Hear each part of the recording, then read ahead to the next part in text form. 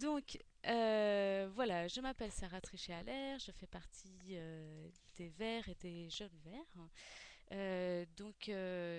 J'ai participé à la campagne d'Europe Écologie pour les européennes, puis pour les élections régionales, à la fois physiquement, mais aussi sur le net, dans l'équipe qu'on appelait les écologiques, c'est-à-dire qu'on était chargé un peu de tout ce qui était la campagne, la web campagne, quoi, les blogs, etc., etc.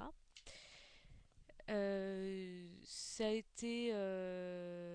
été très intéressant, surtout de mon point de vue, puisque je l'ai fait à partir d'une commune où il n'y avait pas beaucoup de militants verts, mais par contre il y avait des sympathisants d'Europe Écologie, donc avec qui nous avons pu travailler ensemble, notamment à faire un café débat. Donc ça c'est par rapport à la campagne des régionales.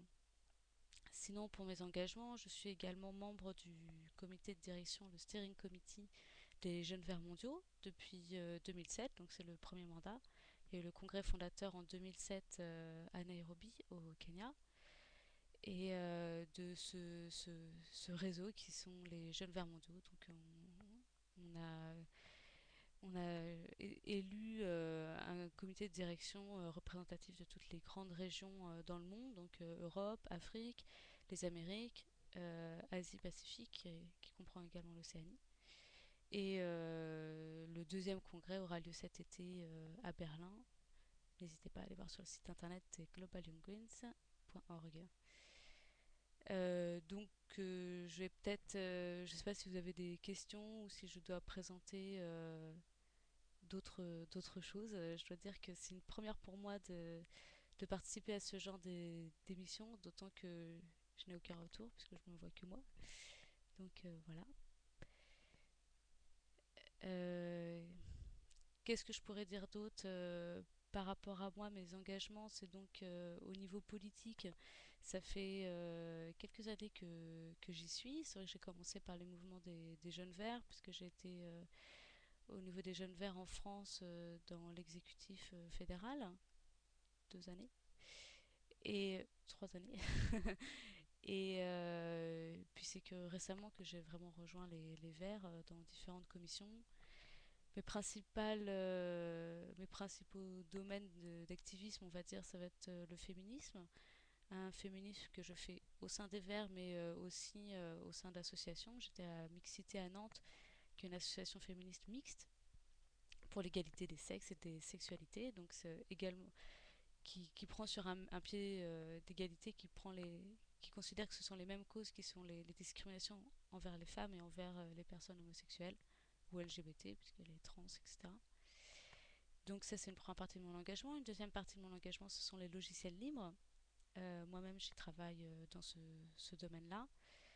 Euh, une association qui promeut les logiciels libres, les pratiques libres, l'échange d'expériences, etc. Et au sein de divers réseaux. Et comme c'est aussi une association, ça fait que je milite aussi pour l'économie sociale et solidaire, voilà.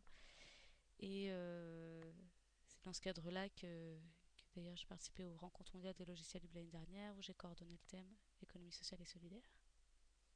Voilà, alors je sais pas s'il y a des questions, s'il y a des gens derrière qui m'écoutent, parce que je ne vois rien s'afficher sur le chat. Je peux encore parler de moi ou de la campagne. Oui, je n'aperçois aucune question, non. Ah, parce qu'il y en a. Ah,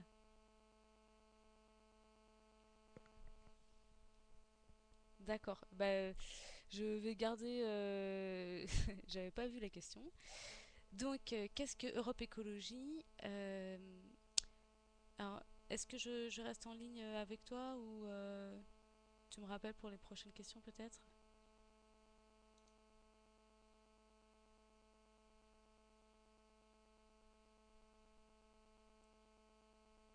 D'accord.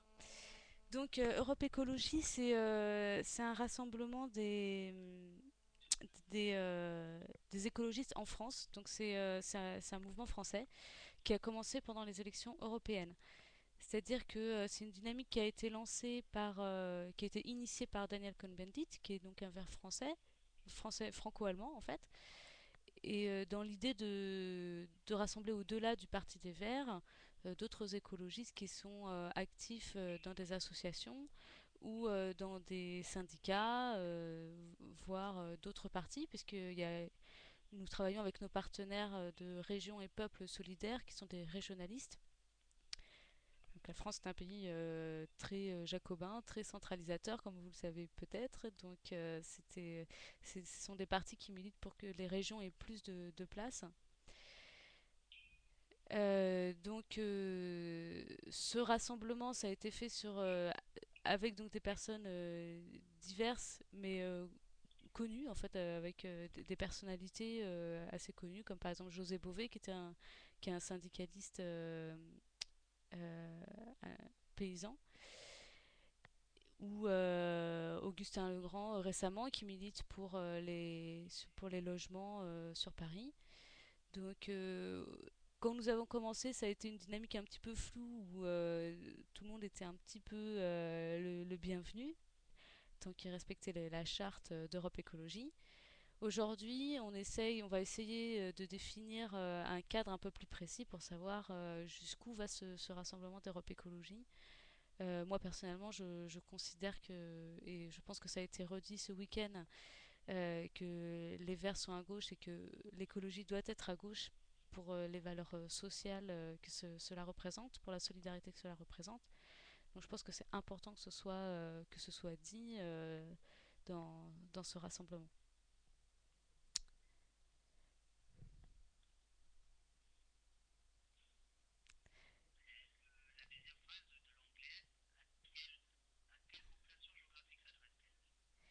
Alors, c'est un rassemblement qui a été fait en France, qui a été fait en France. Donc pour l'instant, c'est plutôt français. Après, il faut voir que suite aux résultats aux européennes, dans toute l'Union européenne, ça a été le meilleur résultat des Verts, on a eu, enfin, à part l'Allemagne qui historiquement a beaucoup de, de Verts, les Verts sont assez importants là-bas.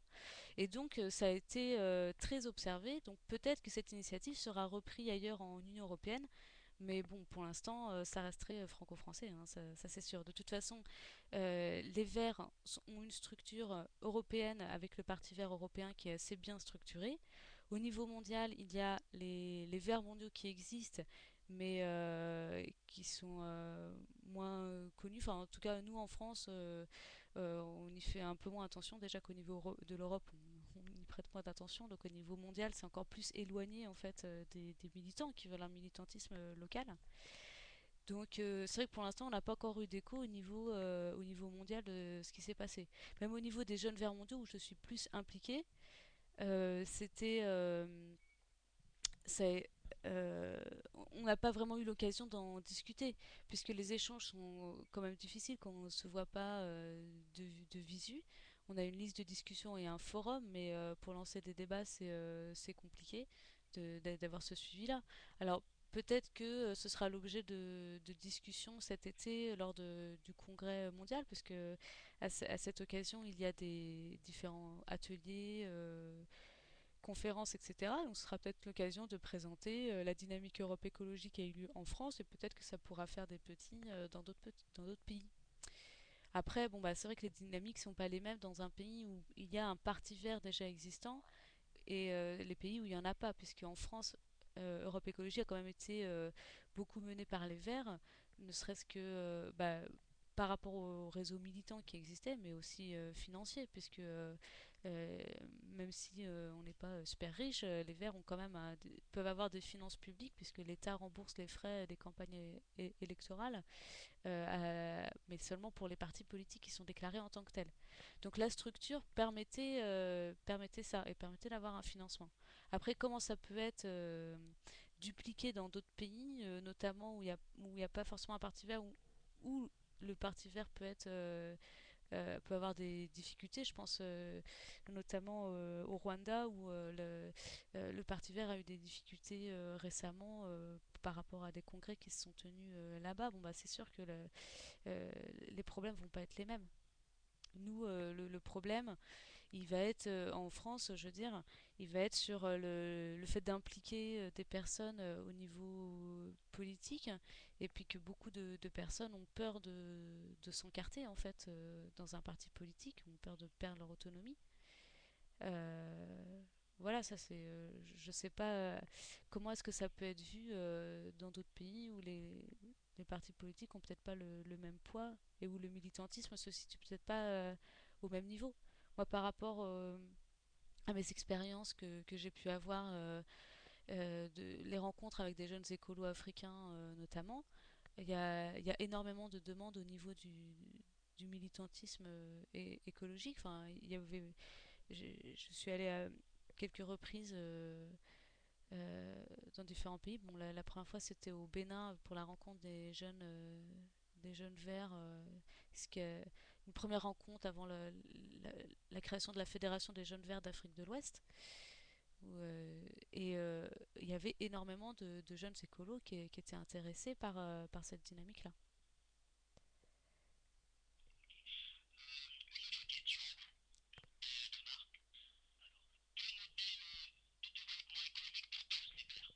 Vous pouvez répéter?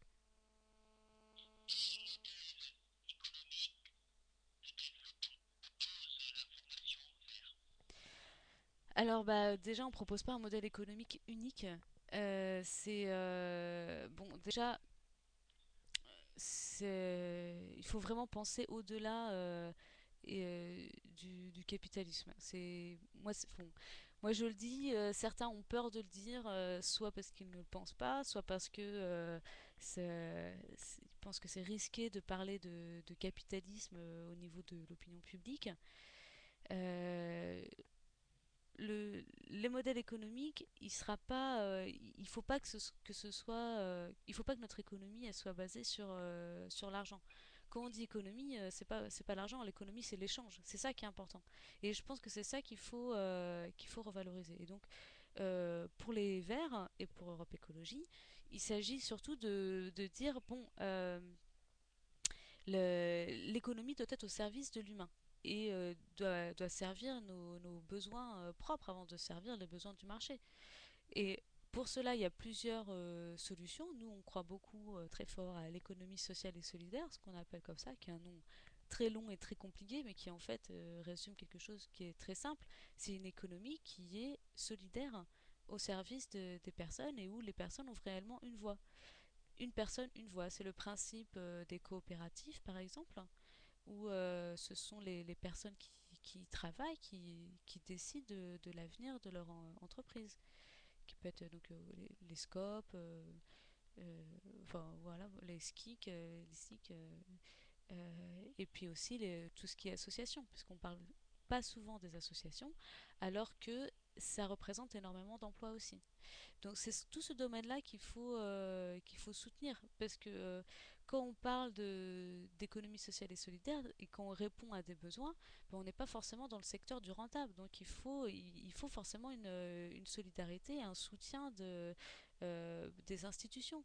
Ça peut être l'État, ça peut être la région, les communes, l'Europe, voilà. Mais il faut pas laisser des structures qui sont dans des domaines non rentables comme la santé ou l'éducation se débrouiller toutes seules. Il faut absolument les soutenir, ça me paraît évident.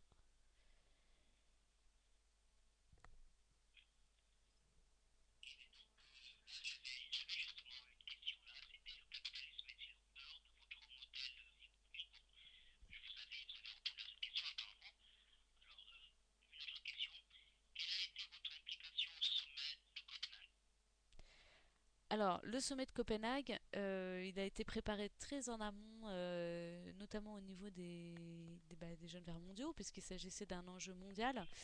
Donc, donc voilà, moi j'ai surtout participé par le biais des jeunes verts et pas par le biais des verts. Enfin, donc ça a été la participation à différents comités, donc urgence climatique, urgence sociale, pour bien dire que l'enjeu c'était pas seulement le climat, enfin c'était le climat, mais que les conséquences du climat c'est aussi des conséquences sociales sur la vie des gens. Donc implication dans ces comités. Moi, j'y suis pas allée à Copenhague parce que, bah, pour différentes raisons euh, financières, personnelles, et puis de toute façon, euh, j'estime qu'il y avait d'autres représentants pour aller là-bas. Il y a eu une délégation des jeunes verts mondiaux, une délégation des jeunes verts européens, une délégation des jeunes verts français. Tout ce beau monde était regroupé ensemble sur les stands à faire des actions. Et j'ai pu suivre quasiment en direct ce qui se passait, puisqu'il y avait un blog des jeunes verts à Copenhague. Vous pouvez le voir encore sur jeunevert.org/Copenhague, où on pouvait connaître un peu les actions qui se passaient sur place. Alors, bon, de toute façon, c'est vrai que on peut pas dire que Copenhague ça a été réellement un succès par rapport au texte qui en est sorti, qui est vraiment sans contrainte, pas vraiment chiffré, c'est décevant. Mais moi, ce que je trouve de positif, c'est quand même la mobilisation citoyenne qu'il y a eu autour de ça, qu'il n'y avait pas eu lors des sommets précédents. Ça a été, on a suivi en direct, on pouvait suivre en direct ce qui s'est passé. En amont, il y a eu énormément de groupes de réflexion, de textes, de groupes d'action aussi, qui sont qui ont réfléchi à cette thématique-là. Donc c'est vrai que finalement la leçon à tirer de Copenhague, je dirais que c'est pas les chefs d'État. Enfin, finalement, est-ce que c'est des chefs d'État qu'il faut attendre des solutions, ou est-ce que c'est pas des citoyens à s'emparer eux-mêmes de ces problèmes-là par une mobilisation citoyenne et militante dans des associations, des comités, etc. Je sais pas s'il y a d'autres questions, beaucoup ou pas. C'est vrai que comme je vois pas les questions, c'est difficile de gérer un peu ça.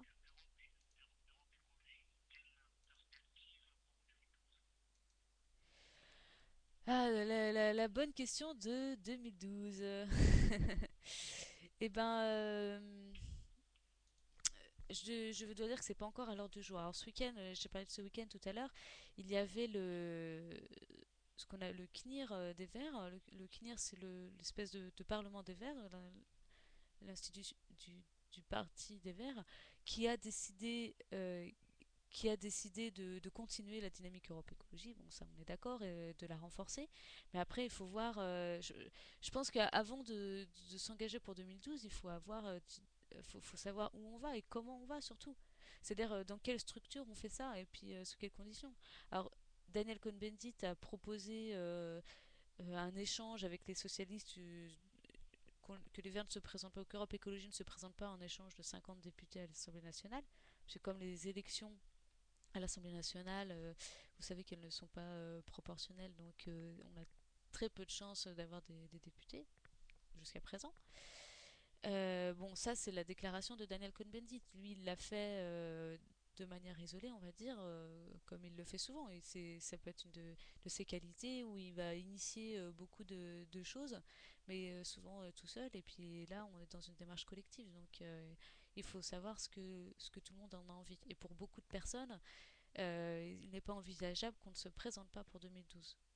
Moi, je pense qu'on se présentera aux élections présidentielles, parce que c'est une élection qui est très symbolique en France, même si on a peu de chances d'avoir un ou une présidente de la République, mais elle est tellement médiatisée, cette élection. C'est celle où les citoyens en France s'intéressent le plus, et ne pas y aller, c'est quand même un peu dangereux.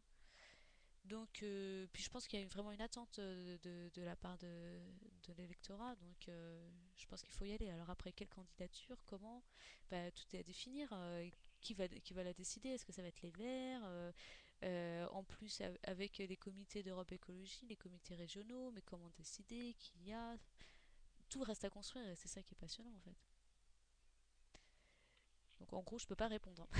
Je n'ai pas la réponse.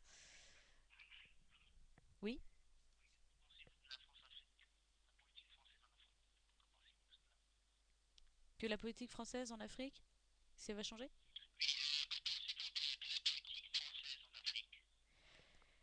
Eh ben, la France-Afrique, voilà, c'est ça. Moi, j'en suis pas fière du tout.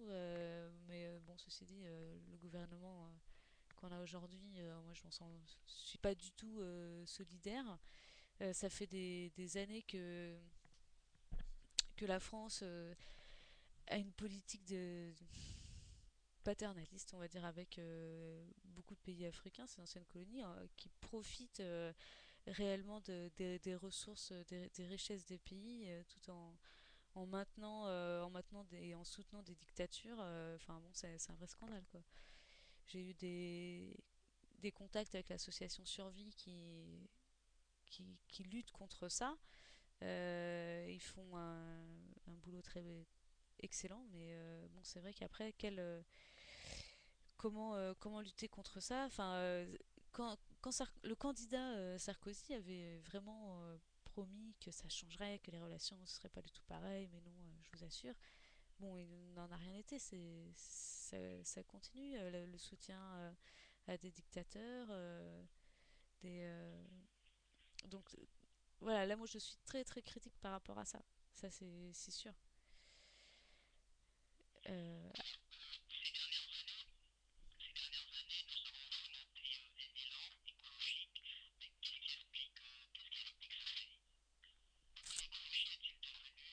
mhm.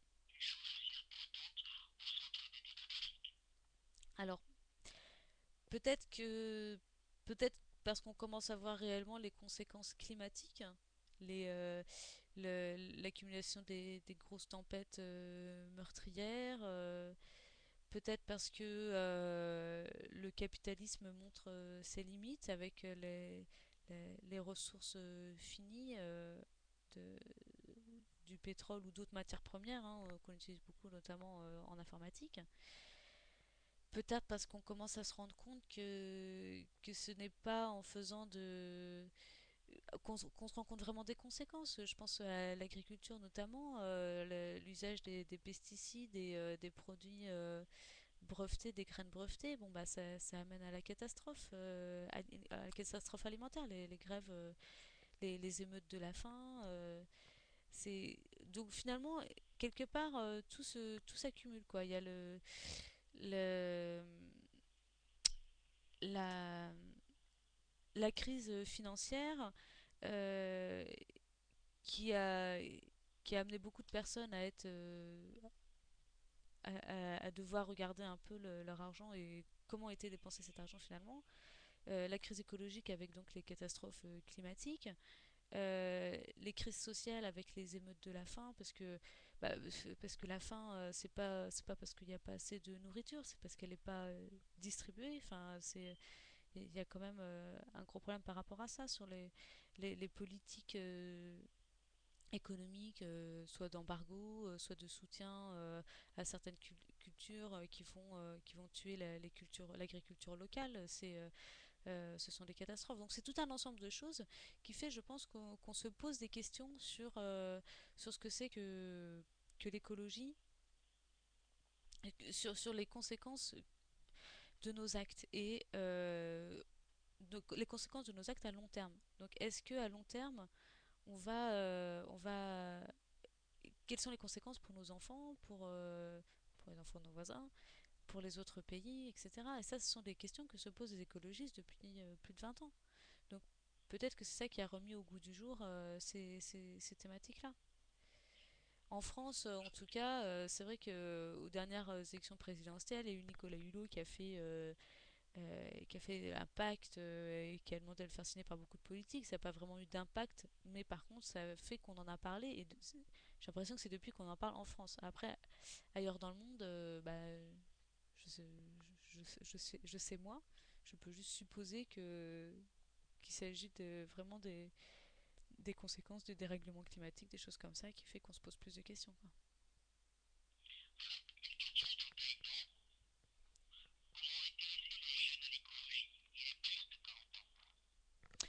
Euh, vous pouvez répéter la question? Oui.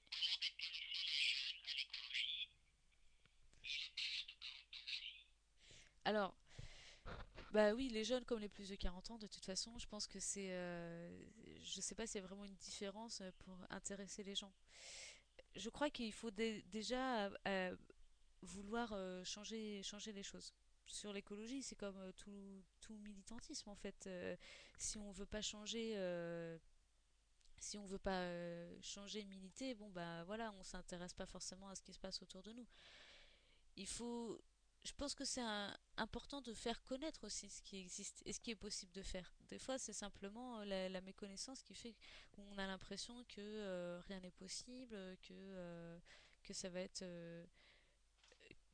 qu'on ne peut pas avancer, qu'on est bloqué dans cette société. Donc peut-être qu'il faut apporter un petit peu d'espoir, je dirais, et en se disant bah voilà, si on de militer, ça peut servir améliorer notre vie quotidienne et puis en même temps à plus grande échelle du pays et puis de la planète aussi.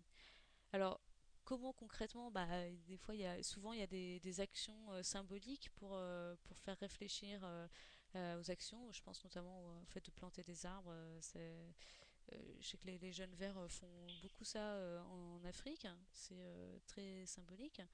Ça peut être au niveau social. Moi, je suis allée au Niger il y a 2 ans euh, pour la santé sexuelle des jeunes. Donc, c'est plus la prévention au niveau santé, la moyen de contraception, se protéger avec des préservatifs, etc. Donc là aussi, il peut y avoir des actions de sensibilisation par rapport à ça. Donc quand on est militant, je pense que faire des actions, ça permet de montrer ce qui est possible et de faire connaître les thématiques. Et puis bon, ça c'est pareil en France, en Afrique, comme ailleurs, hein. Enfin, moi ce que je vois, c'est qu'il y a des petits groupes de militants et puis qui essaient de ramener d'autres personnes dans une dynamique plus globale. Peut-être que c'est plus facile pour les jeunes de s'impliquer parce que, je sais pas, on est jeune, on a la vie devant nous, on pense qu'on peut tout changer. Peut-être qu'à 40 ans, on a plus d'expérience, alors on sait qu'il faut agir de manière plus raisonnable. Je sais que nous, dans les mouvements de jeunesse en France, on fait des actions plus qui sont plutôt rigolotes, quoi, avec des actions de rue où on va se déguiser ou des choses comme ça. Donc ça, c'est intéressant aussi pour amener un autre regard sur la politique, pour dire que c'est pas que c'est pas chiant, quoi, qu'on peut aussi rigoler.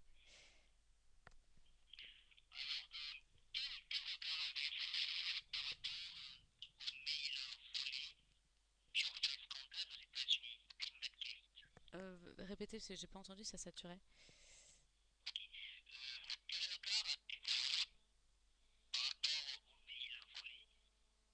Ah oui.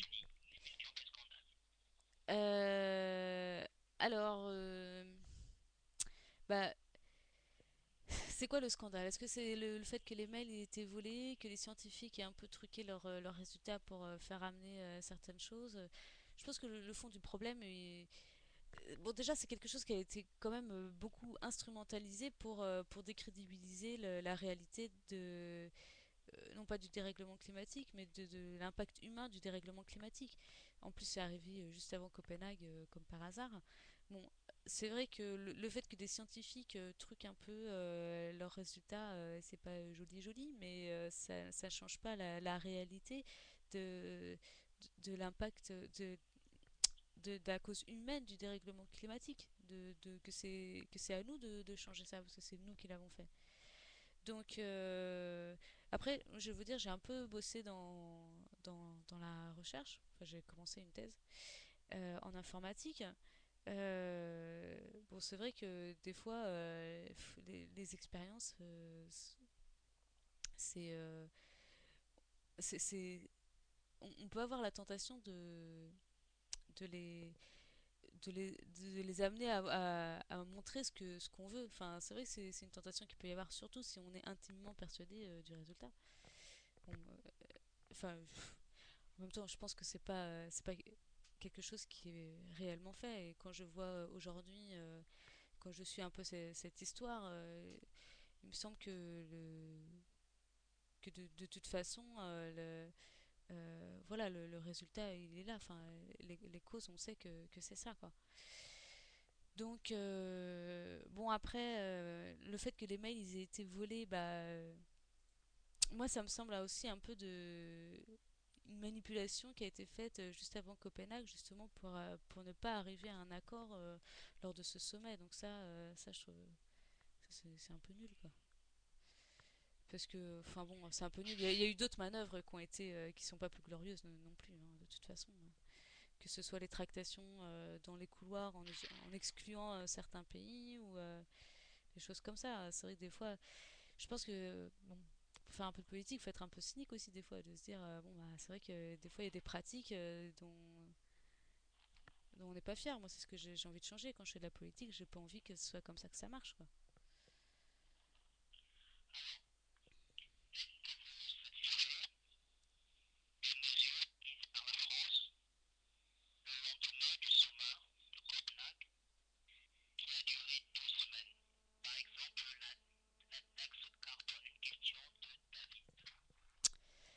Alors bah de toute façon c'est facile, la taxe carbone, Nicolas Sarkozy a dit que finalement il ne l'appliquerait pas. Donc comme ça c'est vraiment. Moi je pense que je c'est comme d'habitude, j'ai envie de dire, avec notre gouvernement, c'est des grands mots, des grands discours, mais quand il faut passer à l'acte, il n'y a plus personne. Donc la taxe carbone, ça aurait pu être une bonne idée, puisque ça aurait pu être l'occasion de d'avoir de mettre un impact financier sur la consommation, mais pas comme ça a été fait. Déjà, les entreprises n'étaient pas concernées, alors que c'est quand même elles qui consomment le plus, enfin, et qui polluent le plus. Le nucléaire, on considère que ça n'émet pas de gaz à effet de serre, alors que c'est n'importe quoi. Enfin, il y a quand même beaucoup de rejets par les centrales, déjà à l'émission, mais également lors de la construction des centrales et puis lors de la déconstruction des centrales. Parce que ça aussi, ça, c'est énorme. Et puis cette taxation, elle aurait pu être aussi mieux répartie pour les personnes les plus pauvres, puisque c'est une manière. D'ailleurs, moi, j'aime pas parler de taxe carbone, mais je préfère parler d'impôt, puisque une taxe, on va l'imposer pareil à tout le monde. Un impôt va plus être redistribué. Et, euh, et c'est ça qui est intéressant dans la fiscalité. Enfin, moi, je comprends pas les personnes qui disent qu'elles veulent pas payer d'impôts. Quand on paye des impôts, c'est parce qu'on a les moyens de les payer, normalement, puisque c'est proportionnel aux revenus quand même. Donc, je crois que c'est très important d'avoir des impôts pour taxer les personnes les plus aisées ou qui ont des comportements qui sont peut-être pas raisonnables, pour les redistribuer aux personnes qui sont les moins aisées ou qui ont le plus de difficultés ou qui peuvent être dans l'embarras de manière ponctuelle ou permanente. Soit parce qu'il y a un handicap, soit pour mille et une raisons qu'il peut y avoir. Donc, mais bon, de toute façon, c'est plus à l'heure du jour parce que Nicolas Sarkozy est revenu et donc la taxe carbone n'est plus à l'heure du jour. Voilà.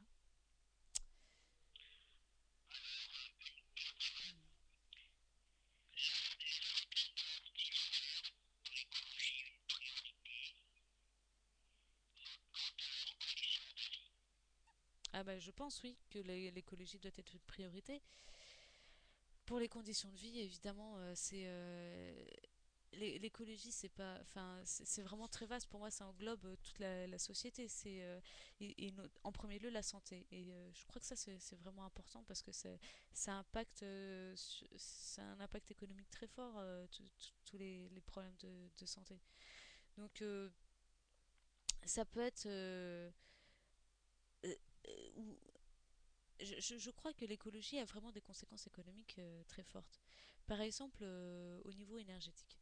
Si vous utilisez par exemple un four solaire, bon, et ben vous allez pouvoir cuire votre nourriture sans dépenser plus d'argent que celui qui vous a fallu pour construire le four. Donc vous- et encore, on peut le construire soi-même, c'est assez simple.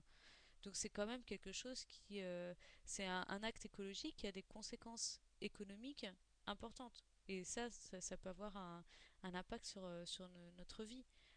Euh, le fait, à plus grande échelle, par exemple, c'est des entreprises qui peuvent faire euh, rejeter des déchets, mais des- qui- je pense à des entreprises qui peuvent être européennes ou françaises, qui peuvent profiter de pays en Afrique où soit la législation est moins stricte qu'en Europe, ou alors où on n'a pas forcément les moyens de l'appliquer et qui en profitent pour avoir des décharges à ciel ouvert, etc.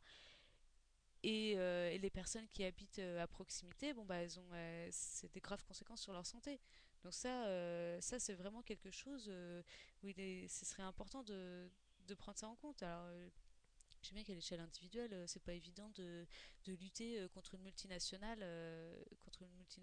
Mais c'est là, je pense, où ça peut être intéressant de s'unir entre pays pour faire une action conjointe pour lutter contre ce genre de débordement. Où la santé qui est impactée, c'est quand même énorme. Parce que la santé, quand on l'a, c'est bien, mais quand on l'a pas, c'est là qu'on se rend compte que c'est quand même super important, quoi. Et puis en plus, c'est très coûteux, encore une fois.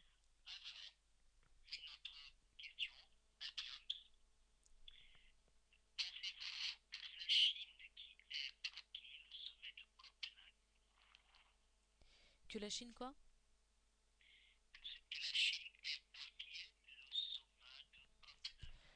Est-ce que c'est la Chine qui a bloqué le sommet de Copenhague? Non, je ne crois pas. Parce que. Ou pas, c'est pas la seule en tout cas, c'est pas le seul pays. Euh, Beaucoup de grands pays avaient intérêt à ne pas avoir un texte trop contraignant, à commencer par les États-Unis. Et puis, quand on vient pour le dernier jour, alors que les négociations se sont tenues depuis 2 semaines, on peut pas vraiment dire qu'on a vraiment contribué au succès d'un sommet comme celui-là. Il y a eu une coalition de pays quand même qui a proposé des choses qui étaient plutôt bloquantes. Alors, j'ai plus en tête, mais je crois qu'il y avait l'Arabie Saoudite et puis d'autres, d'autres pays.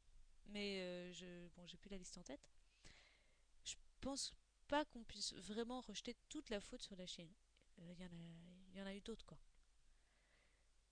Puis, enfin, oui, c'est vrai, je crois que les gouvernements, globalement, il y en a pas mal, et surtout sur les pays, des pays importants, je sais pas si ça veut dire grand-chose, un pays important, qui ne tiennent pas vraiment à changer leur mode de vie et leur mode de production. Donc, on n'a pas vraiment vu que ça change, quoi, tant qu'ils sont là.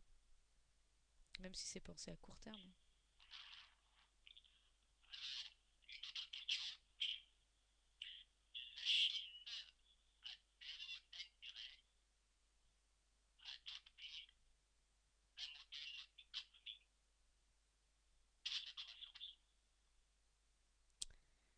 Un modèle économique comment?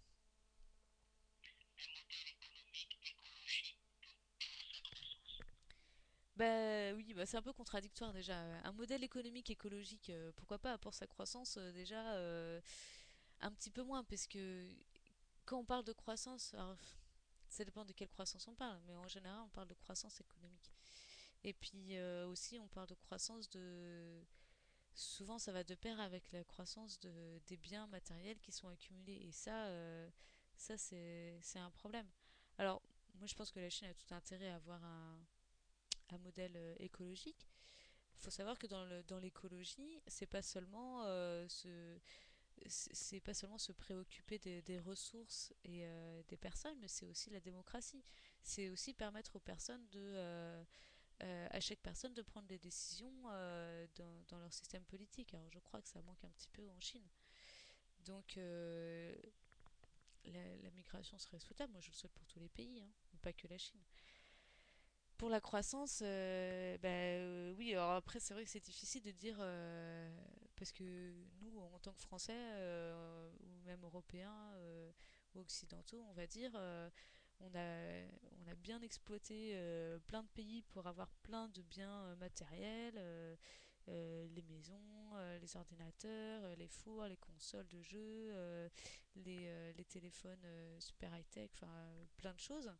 Et puis maintenant, on devrait dire, ah bah non, les autres pays, eux, ils peuvent pas avoir cette croissance-là. Et puis toutes les voitures, j'oubliais. Enfin, c'est vrai que c'est une situation qui est pas facile à dire. Je pense que nous, déjà, il faudrait qu'on réduise qu'on ait à des modes de vie plus simples, où on soit pas dans la consommation d'objets perpétuelle et avant de, enfin, et puis avant de donner des leçons, c'est sûr. De toute façon, il ne s'agit pas de donner des leçons, mais pour la Chine, de toute façon, elle va vite. Le fait que ce soit un pays énorme, ça va être vite. Elle va vite se retrouver face à des difficultés techniques par rapport aux ressources, de toute façon. Donc, elle est obligée de penser à une économie, à l'écologie. Après, dans quelle mesure c'est vrai, on peut appeler ça de l'écologie si c'est pas fait de manière démocratique, si ça profite qu'à quelques-uns, et puis si les droits des personnes sont pas respectées. Moi, j'appelle pas ça de l'écologie. Si on peut pas exprimer son opinion, bon bah, pour moi, c'est pas l'écologie. Oui, oui.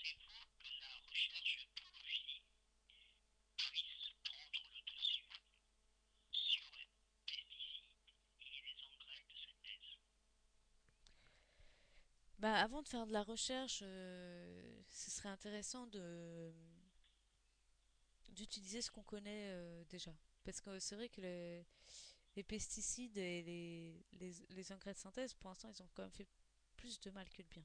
Alors peut-être que sur un an ou deux, ça va booster les récoltes, mais en fait, sur 5 ans, ça diminue la qualité de la terre. Donc je pense qu'il faut simplement ne plus utiliser ça, mais plutôt se tourner vers des choses plus naturelles, engrais naturels, des techniques qui ont fait leurs preuves, comme le fait de faire tourner les cultures, des choses comme ça. Et il n'y a pas vraiment besoin de recherche pour ça, ou c'est des recherches dans notre propre passé, ou des techniques agricoles qui sont efficaces, et voilà. Et puis bon, il y a aussi le fait que quand on utilise des engrais dans l'agriculture industrielle, on est quand même dans un mode de production. Enfin, il ne s'agit pas que des engrais, après, c'est tout un ensemble de machinerie où on est amené. Bon, bah, moi, je connais bien un peu la situation en France, parce que je suis proche d'un écolieu où il y a des agriculteurs en bio, et on a pu pas mal parler de ça. Bon, le problème de l'agriculture intensive, c'est que on est obligé d'avoir des terres, des dizaines, des centaines d'hectares. Donc, on est obligé d'acheter des machines, des tracteurs énormes, d'avoir des hangars énormes. Donc, c'est des investissements qui sont importants. On est obligé de prendre, de faire, on a des dettes auprès des banques et après on doit rembourser.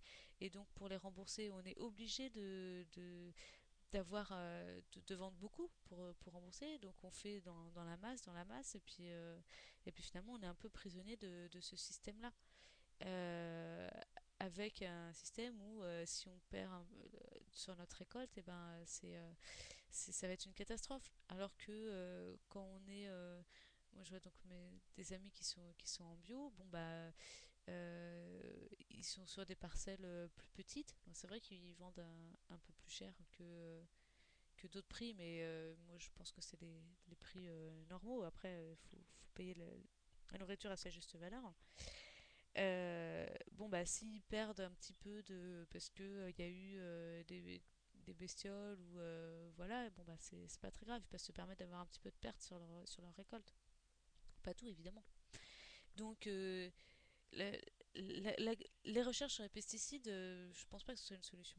Par rapport aux OGM et aux plantes, c'est encore pire parce que c'est non seulement on va fabriquer une graine qui va pas être reproductible, donc on va toujours vendre, que les paysans pourront pas faire reproduire par eux-mêmes, et puis on rentre quand même dans le brevet la brevetabilité du vivant. Et ça c'est quand même grave. La graine, c'est le vivant, c'est des choses qu'on doit pouvoir faire nous-mêmes et pas devoir acheter tous les ans à Monsanto par exemple des, euh, des graines voilà quoi, à faire pousser alors que c'est censé venir tout seul. Mhm.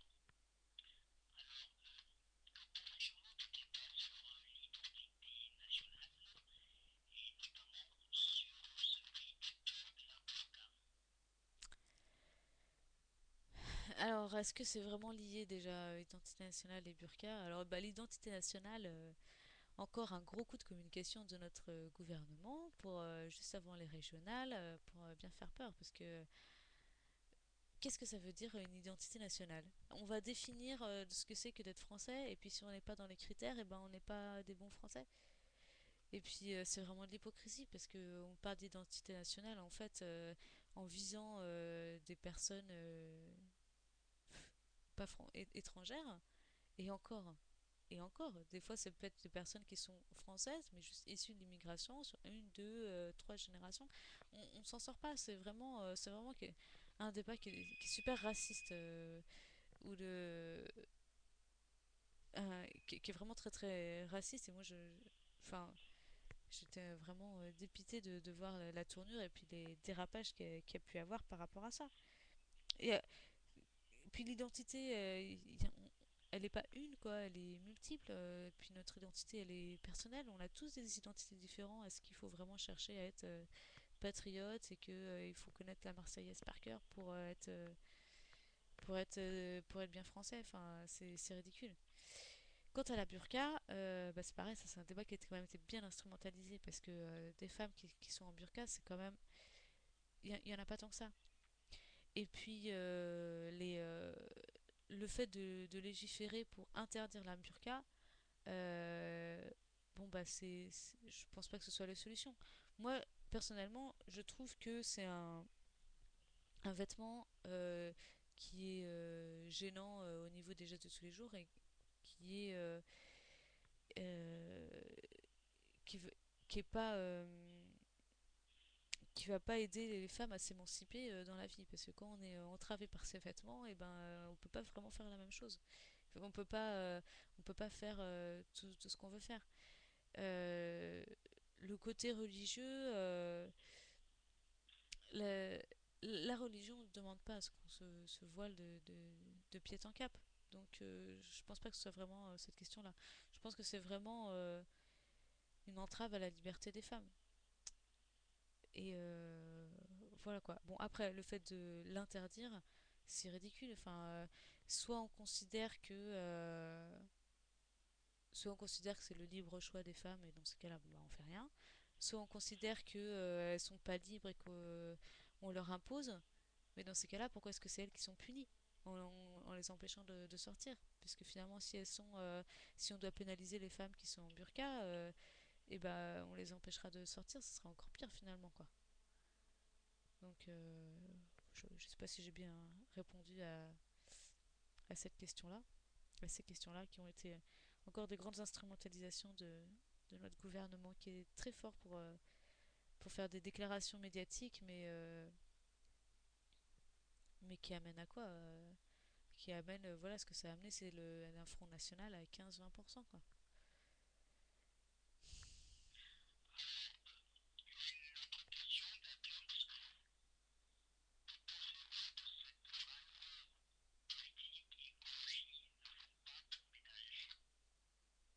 Que quoi, écologie ne font pas bon ménage?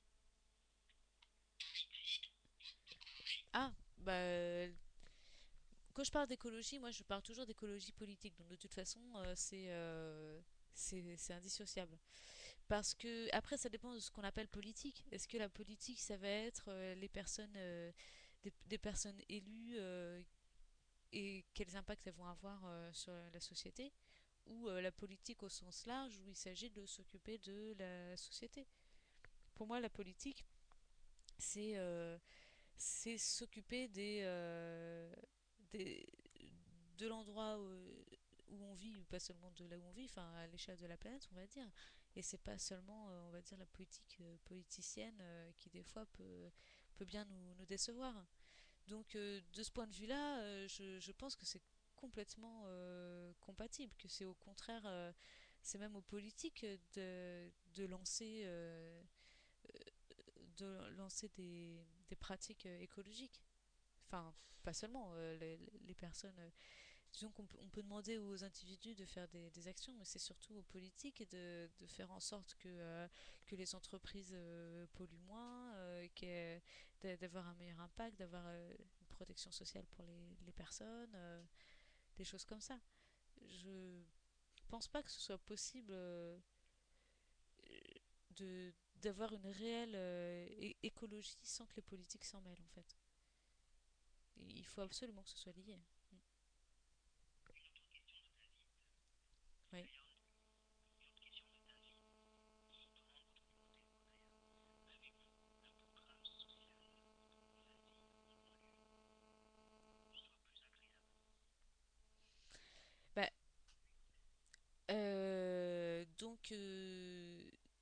je pense en banlieue, il y a plusieurs.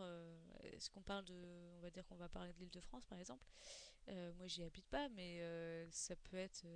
C'est une problématique qui peut exister aussi dans d'autres grandes villes. Peut-être que déjà, il faudrait vraiment encourager le fait qu'il y ait des activités, plus d'activités dans les banlieues. J'allais dire des commerces, mais il y a tout ne tourne pas autour des commerces. Mais vraiment une vie, quoi. Que ce soit pas. Que qu'on soit pas qu'il n'y ait pas seulement une zone d'habitation hors sol qui soit pas mêlée avec toutes sortes d'activités. Ça peut être des commerces, ça peut être aussi des lieux d'activité pour des associations par exemple, euh, des lieux de rencontres, des choses comme ça. Moi je vais vous dire à Nantes, d'où je viens, il y a une association qui s'appelle Ping, qui fait de la création numérique. Enfin, beaucoup de choses en fait, mais elle est dans le domaine du multimédia. Et jusqu'à il n'y a pas longtemps, ils avaient un local dans le centre-ville, comme beaucoup d'associations. Et puis récemment, bon, ils avaient demandé à être logés, enfin c'était insalubre, et donc ils ont eu un local qui est dans un quartier, une banlieue, je sais pas si on peut vraiment dire banlieue à l'échelle de Nantes, dans un quartier dit difficile, c'est un peu caricatural de dire ça, mais bon. Et c'est étonnant parce qu'en fait, on leur a dit, ah bah, du coup, vous allez avoir des activités vraiment pour le quartier. Alors que eux, ils voulaient simplement continuer leur activité qui est à l'échelle de toute la ville et d'au-delà seulement. Seulement, ils étaient dans ce quartier-là. Et je pense qu'il ne faut pas se limiter à faire une politique pour les quartiers, mais simplement à avoir une politique dans les quartiers, enfin, à y être, voilà, à y vivre et à ce qu'il y ait une vie, quoi. Après, bon, bah, les banlieues, c'est aussi le problème des grandes villes, des très grandes villes. Moi, aujourd'hui, j'habite dans une commune de 2500 habitants. Bon, bah, on n'a pas le même problème, même si dans les villages, dans les campagnes, il peut y avoir le problème de la désertification des commerces qui ferment, etc. Mais ça engendre pas les mêmes problèmes que dans les banlieues, justement. Donc après, la question, c'est aussi pourquoi est-ce qu'on va tous dans des grandes villes se concentrer à vivre tout serré alors que bah, on a quand même, il y a quand même plus de pollution, c'est une concentration de beaucoup de problèmes. Au niveau de la nourriture, bah, c'est pas à Paris qu'on fait pousser les légumes, donc on est obligé de les faire venir de très loin, donc ça fait beaucoup de frais de transport. C'est la question des grandes villes, elle est importante. Je pense que ce serait un combat à mener d'essayer de faire en sorte d'avoir des villes plus petites et à échelle plus humaine. Parce que c'est ça aussi, c'est que ce sont des villes qui ne sont plus à échelle humaine.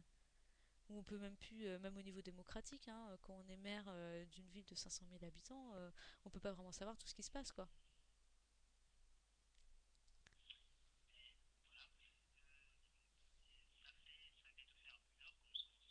Mm. D'accord.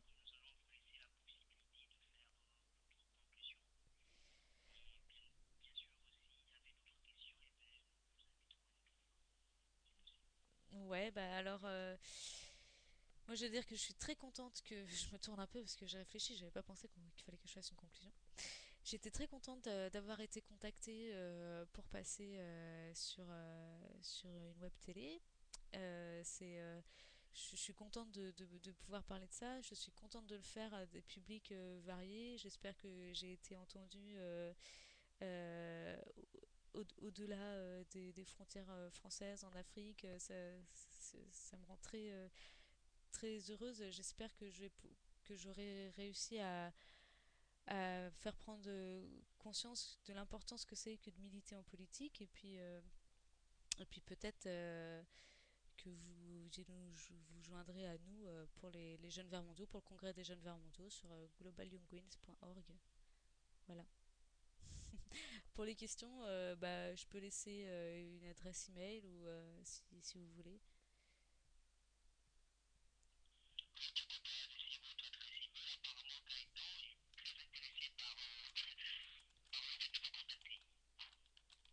Je vais essayer de l'écrire sur le chat, même si moi je vois rien, peut-être que ça va marcher.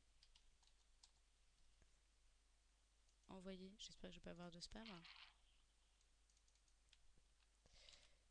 Hmm, j'ai l'impression que ça marche pas.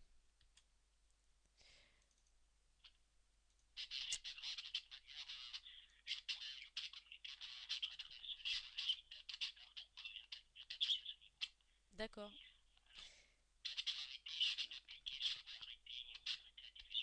Merci beaucoup.